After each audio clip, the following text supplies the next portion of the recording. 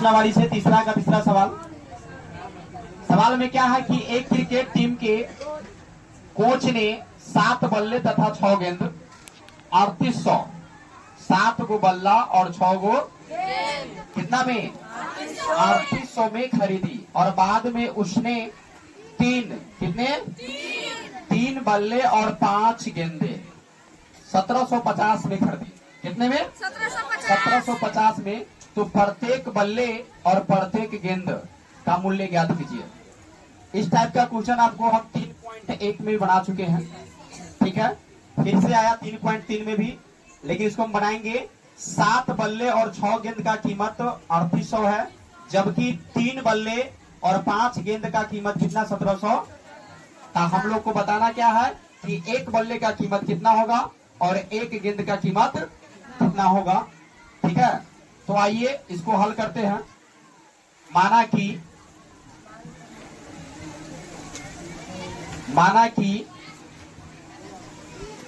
एक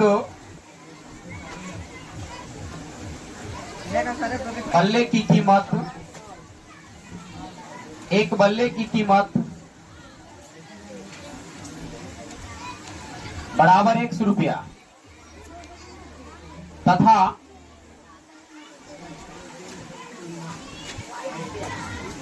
एक गेंद की कीमत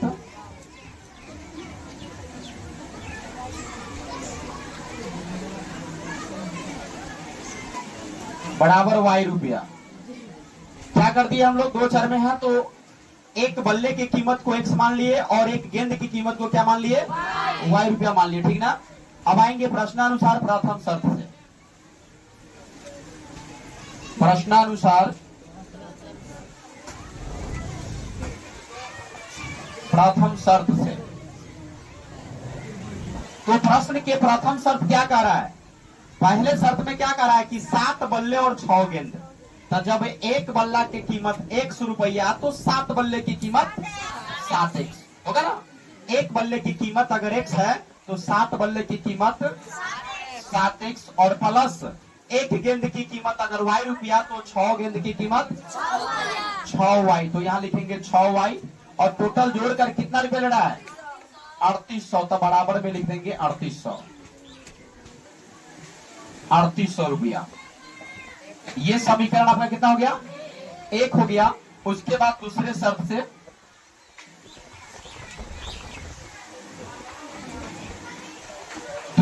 से आप लोग देखेंगे कि क्या कह रहा है। यहां देखिए दूसरे शर्त में क्या कह रहा है कि 3 ठो बल्ला है, 3 बल्ले और गेंद कितना है 5।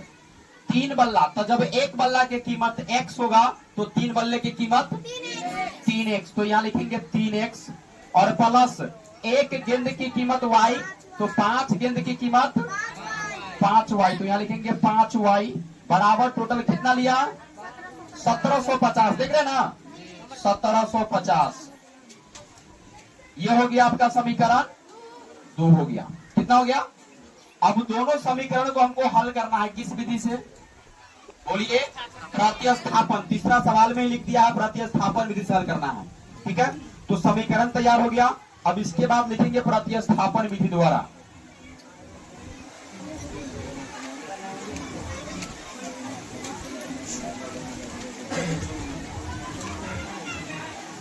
प्रतिस्थापन विधि द्वारा समीकरण 1 से देखिए, प्रतिस्थापन विधि से आपको हल करना है तो आप दोनों में से कोई वो समीकरण लेके चल सकते हैं। आपको बता चुके हैं हम समीकरण 1 या 2 दोनों में से कोई लेके चलिए। हम लिए हैं समीकरण 1 और समीकरण 1 को लिखेंगे भी यहां पर, थोड़ा इसको ऊपर कर लेते हैं।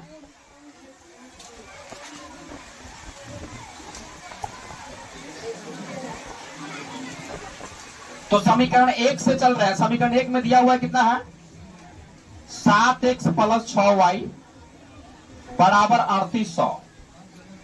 बराबर कितना है 3800। अब लिखेंगे 7x बराबर 3800 और ये 6y है बराबर किधर आएगा तो माइनस में लिख देंगे 6y।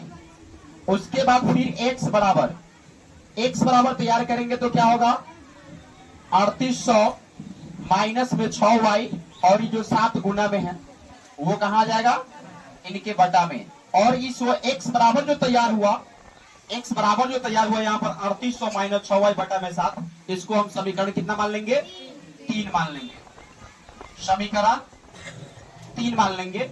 अब इस समीकरण 3 में जो तैयार हुआ x बराबर मान, इस मान को कहां रखना है तो समीकरण 2 में।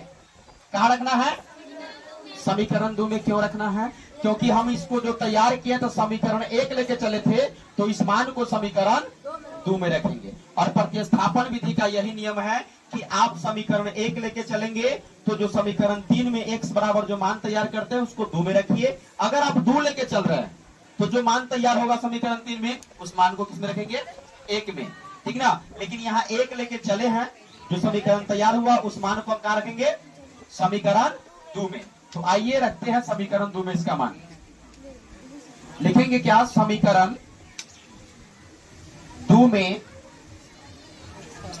x का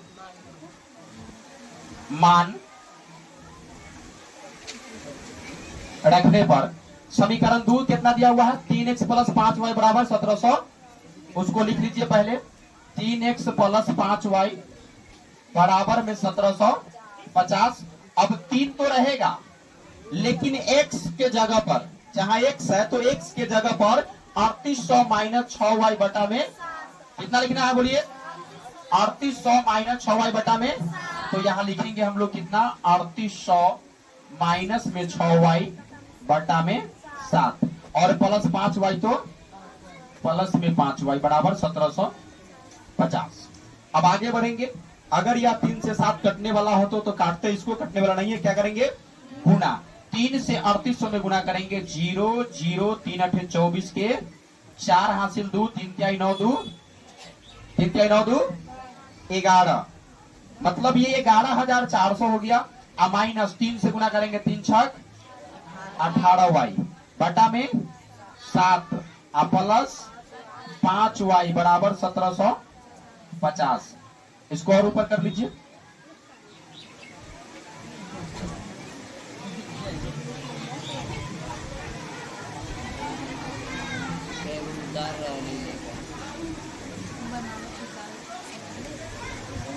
अब इसके बाद क्या करेंगे 5y के बटा में 1 लगा करके इसको बटा पर के हम लोग घटाव करेंगे।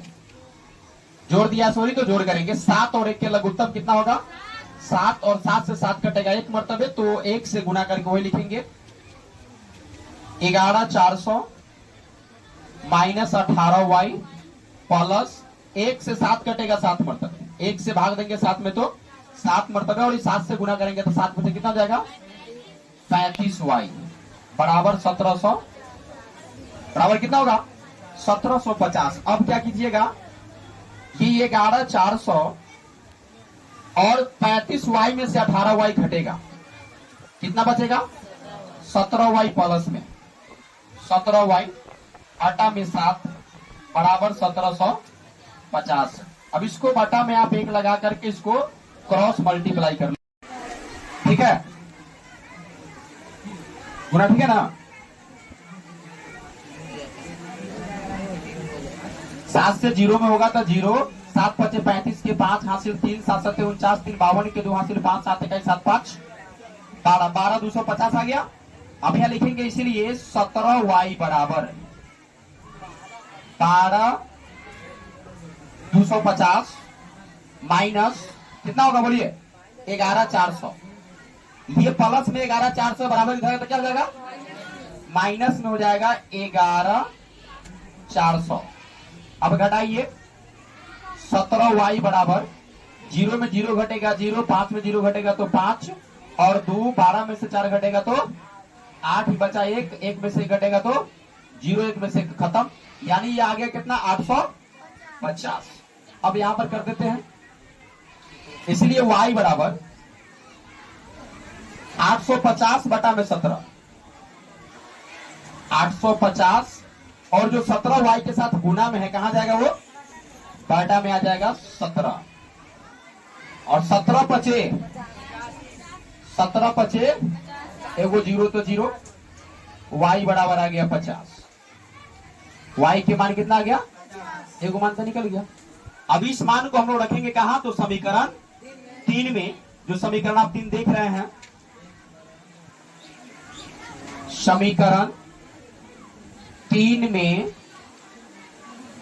y का मान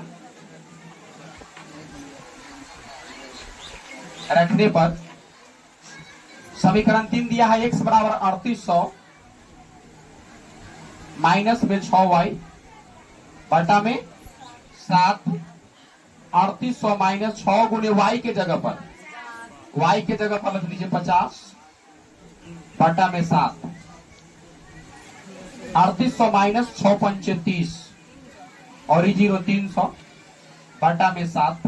3800 में से 300 घटेगा कितना बचे? बोलिए 3500। तो 3500 और बटा में 7 काट दीजिएगा तो ये कितना होगा? 500। तो x के मान कितना आ गया? 500। अब हम लोग को लिख देना है अतः करके।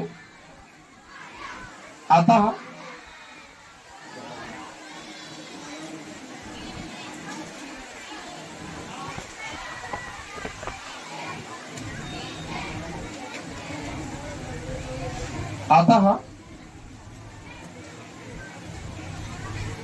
एक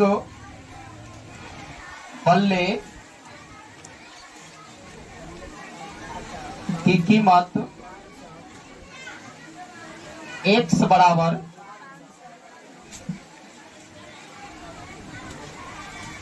500 रुपया तथा एक गेंद की कीमत y बराबर 50 रुपया। ये आपका दोनों आंसर हो गया। अब आप लोग इसको वीडियो को रोक रोक करके उतार लीजिएगा, ठीक है? ये बन चुका है। एक बल्ले का कीमत भी निकल गया 500 और एक गेंद का कीमत भी निकल गया जो आप बोले थे, ठीक है? ओके।